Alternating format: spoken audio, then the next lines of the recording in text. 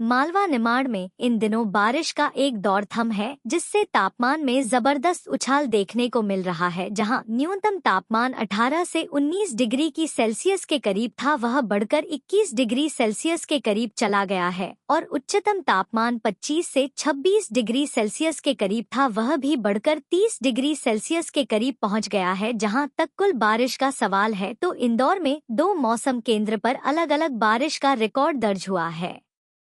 कृषि महाविद्यालय के ऑब्जर्वेटरी में अब तक 34 इंच के करीब बारिश हो चुकी है, जबकि एयरपोर्ट के ऑब्जर्वेटरी में यह 36 इंच के करीब बताई जा रही है। इंदौर का औसत एवरेज 37 से 38 इंच के करीब होता है, जो कि करीब करीब होने के नजदीक है। इसलिए आने वाले एक सप्ताह तक बारिश का कोई असर नजर नहीं आ रहा है। ऐसे में किसान भाइयों को सलाह दी जाती है कि जिनके भी खेत में पानी भरा हो, निकासी की व्यवस्था करें। साथ ही अत्यधिक धूप पड़ने से कीटनाशकों का भी प्रकोप होने की संभावना है, इसलिए कीटनाशक का छिड़काव समय समय पर जरूर करें ताकि फसलों को बीमारी से बचाया जा सके।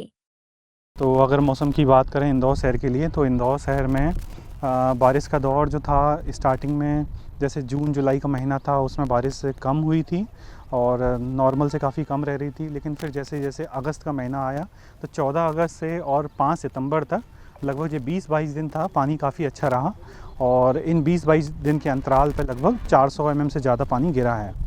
और इस 20-22 दिन के अंतराल में इसके बाद से हमारा जो लॉन्ग पीरियड एवरेज होता था इंदौर का, तो अब हमारे जो इंदौर शहर में बारिश है वो 34 इंच से 36 इंच के बीच में अलग अलग हिस्सों में गिरी हुई है।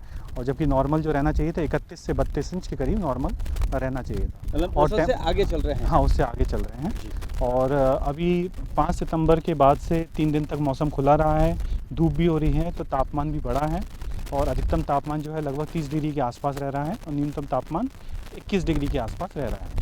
सर, वर्तमान में जो पानी गिरा है उससे फसलों को किस तरह का असर देखने को मिला, क्या सजेशन देना चाहिए किसान? जैसे कि इस महीने के पहले 5 दिन में काफ़ी अच्छा पानी गिरा था, तो लगभग 9 इंच के करीब पानी गिर गया था इस 5 दिन के अंतराल में। तो इतना पानी गिरने से खेतों में पानी का जमाव होता है। तो पानी के जमाव का अगर अभी कहीं पर पानी का जमाव है तो अपने खेतों से पानी का जमाव जो है उसे निकालें, अच्छे से ड्रेनेज की व्यवस्था करें।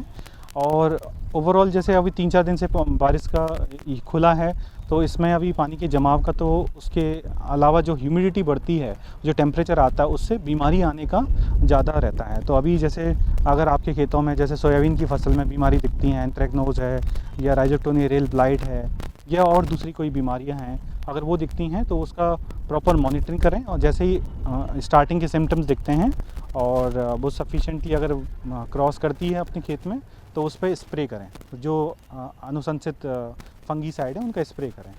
बारिश का पूरा दौर कब से शुरुआत होने की संभावना बनती है?